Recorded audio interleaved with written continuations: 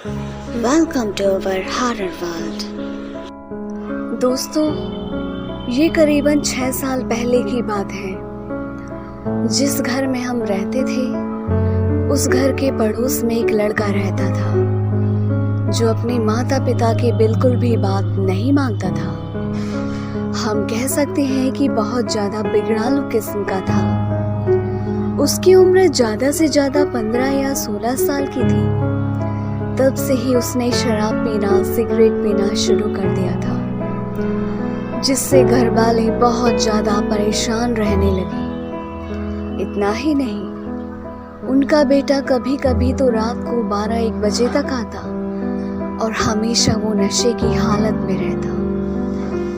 ऐसे में एक दिन लड़के के माँ बाप ने लड़के को सबक सिखाने के बारे में सोचा, और ऐसे में जब रात में 12-1 बजे लड़के को वापस आते हुए उनके पिताजी ने देखा, तो पिताजी ने लड़के को घर से बेघर करते हुए कहा कि आज रात तू बाहर ही रहेगा। तुझे बहुत ज़्यादा शौक है ना रात को देर रात आने का और पार्टी करने का, तो आज बाहर ही रहे। आपको बता दें, उस समय बहुत ज़्यादा सर्दी थी और जनवरी का महीना था। जब उस लड़के को पूरी रात के लिए घर से बाहर निकाला गया, तो वो ठंड में ठिठुर रहा था। उस समय हमारा जो घर था, हमने अपने गेट के ऊपर यहाँ पर कांटेदार आयरन लगा रखा था, और ऐसे में हमारे पिताजी घर पर नहीं थे।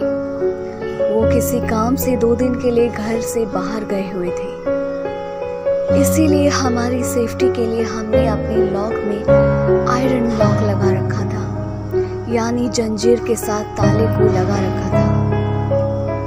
हम लोग तो गहरी नींद में सो रहे थे, लेकिन अचानक से रात के 2 बजे दस्तक होती है, और जैसे ही हमने गेट खोला तो हम देखते हैं कि ये तो हमारा पड़ोसी का लड़का है जो हमसे चादर मांग रहा है।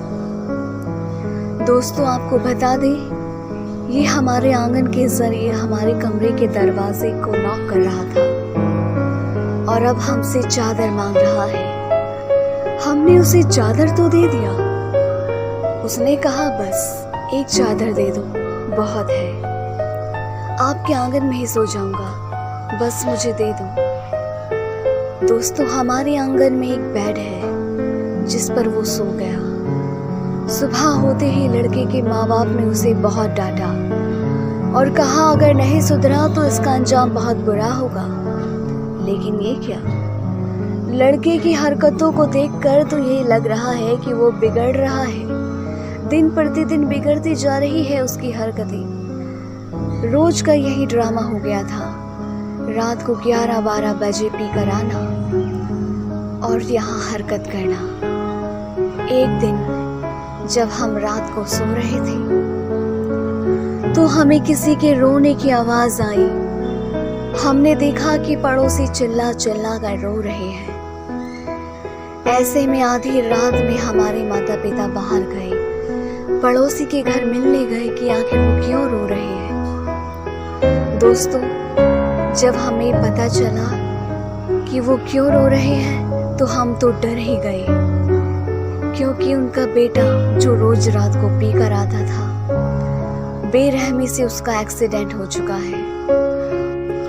एक्सीडेंट मानो जैसे उसका पूरा भेजा ही निकल गया हो। जी हाँ दोस्तों, उसकी बॉडी चकनाचूर हो गई और ऐसे में उसका शरीर देखने लायक नहीं है। ऐसी सिचुएशन में उनके परिवार वालों की हालत और बिगड़ गई। दोस्तों, बात यही खत्म नहीं होती।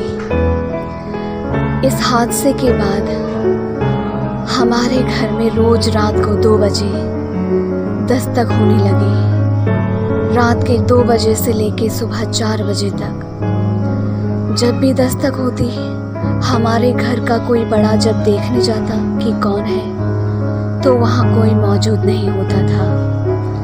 बस हमारे डोर को नॉक किया जाता था।